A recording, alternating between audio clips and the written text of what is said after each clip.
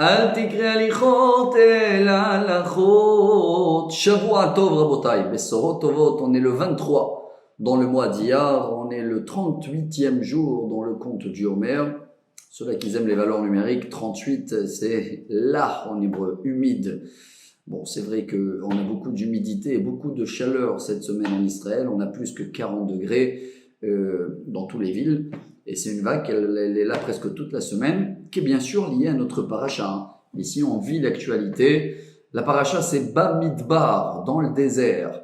Si vous remarquez bien, il dit le Rashbam. Rashbam, c'est Rabbi Shmuel ben Meir. C'était le petit-fils de Rashi.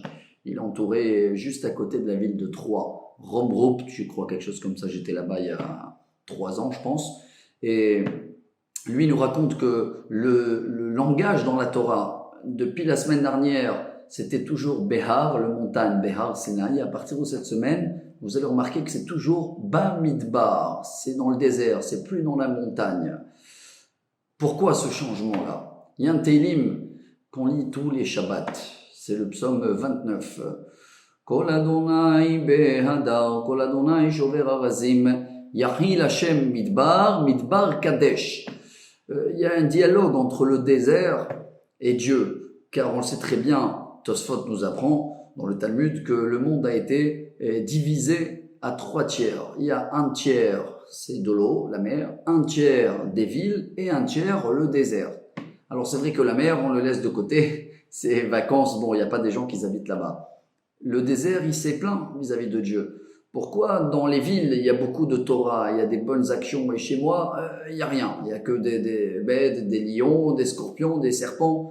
Alors Akadosh Baruch Hu, il a dit au désert, voilà, justement, la Torah va être donnée chez toi, dans le désert, non pas à Jérusalem ou dans le mont Hermon, parce qu'il y a des moments dans notre vie qui sont déserts, durs, secs, chauds, quarantaine. Et dans ces moments-là, c'est là où on apprend, est-ce qu'on est toujours lié à la Torah? Est-ce que malgré tout, on arrive à tenir et de faire tout ce qu'on étudie pendant les moments où on est Yishuv, les villes où tout va bien, tout fonctionne, il y a la lumière, il y a les routes, tout roule.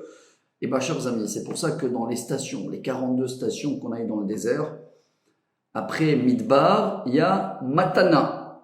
Et la Gemara, elle dit, tout de suite après que tu as appliqué la Torah, même dans des moments déserts dans notre vie, et ben tu reçois Matana. C'est là le cadeau. C'est là où on commence à être proche d'Hachem, où on comprend toutes les règles. Chacun de nous connaît toutes les histoires, des personnes qui ont fait par force des Pessah dans la Shoah, et des gens qui étaient en Sibire à moins 50 degrés, et ils mettaient le blouson parce que c'est Shabbat, il était accroché sur un arbre.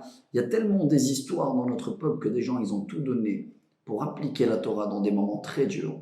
Peut-être on va démarrer cette semaine avec cette belle chaleur ici en Israël, avec ce beau message que la Torah, justement, voilà, les moments de la montée, on a reçu la Torah. Maintenant, quand on est dans les moments normaux, plats, chaleur, etc., c'est là où on va prouver à Dieu, on applique toujours. Et comme ça, Bezrat Hashem, très vite, après le désert, après la ville, il y a Bezrat Hashem, la mer, et la mer, elle sera plate. Et j'espère, Bezrat Hashem, qu'on va pouvoir tous vivre bien cette semaine, bien monter pour être prêts, ou plus prêts, pour recevoir la Torah. Excellente semaine à tous, c'est des bonnes nouvelles.